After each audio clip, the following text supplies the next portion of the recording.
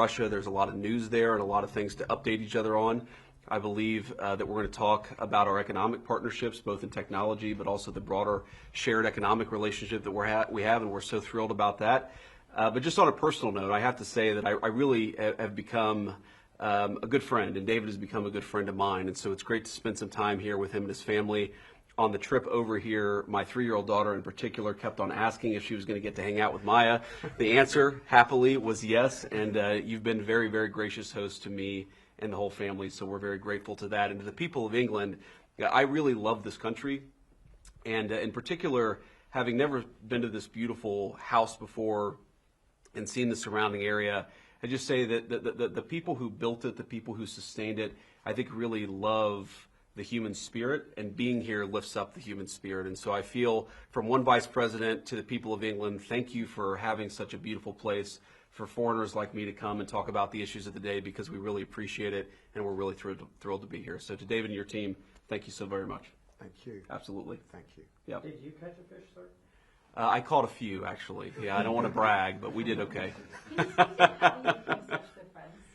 Well, you know, David, I guess when you were in opposition, right, and I had just gotten elected to the United States Senate, obviously we come from sort of different political spectrums, but he was kind enough to make time on a visit to D.C. We got to know each other a little bit then and just kept on seeing each other, and our families enjoy each other's company very much, which always helps. But we care about this relationship, and we care about the fact that though we're separated by an ocean, and I guess as Churchill said, by a common language, that we have a lot in common, and there's a lot to do and a lot to work on together. You know, David once said to me, this is probably a couple of years ago, that there's this feeling that the world is in a state of incredible tension. And I certainly felt that a couple of years ago. I think that the President of the United States over the last 6-7 months has done a lot to lower that tension, but there's a lot that the United Kingdom and the United States can do, I think, to bring greater peace and greater stability to the world. And so we share that conviction, and that's made it easy for us to spend time together and work on the issues of the day. Mr. Vice President, some big issues in the Middle East. What do you make of the UK's decision to recognise the state of Palestine? Do you think that's a bad decision? Well, it's one of the things that we're going to talk about. Obviously, the United Kingdom is going to make its decision. We have no plans to recognize a Palestinian state. I don't know what it would mean to really recognize a Palestinian state, given the lack of a functional government there. You know, what the president has made very clear is our two goals are very simple right now vis-a-vis the situation in Israel and Gaza. Number one, we want to make it so that Hamas cannot attack innocent Israeli civilians ever again, and we think that has to come through the eradication of Hamas. Second, the president has been very moved by these terrible images of the humanitarian crisis in Gaza, so we want to make sure that we solve that problem. I think all of us can work on how to solve that problem. Obviously, it's not an easy problem to solve, or it would have already been dealt with. But we share, I think, that focus and that goal. We may have some disagreements about how exactly to accomplish that goal, and we'll talk about that today.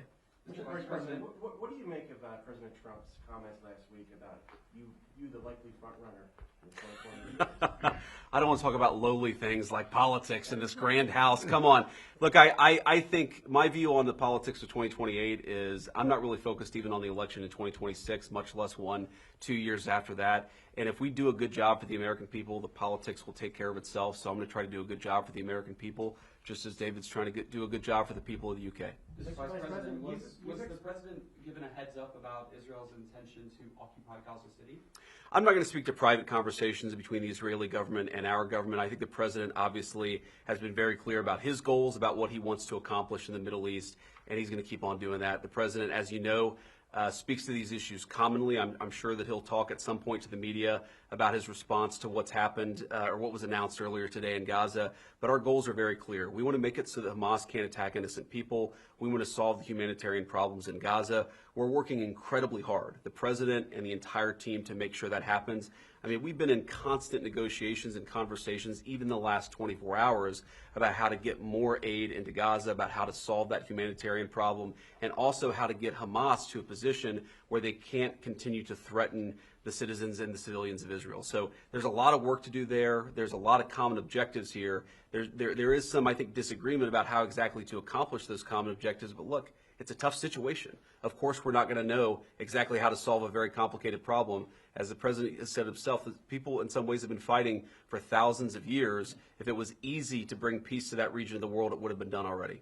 Mr. Vice President, you've expressed some concerns in the past about free speech in the United Kingdom and Europe more broadly. Do you bring any kind of a message to the Foreign Secretary today on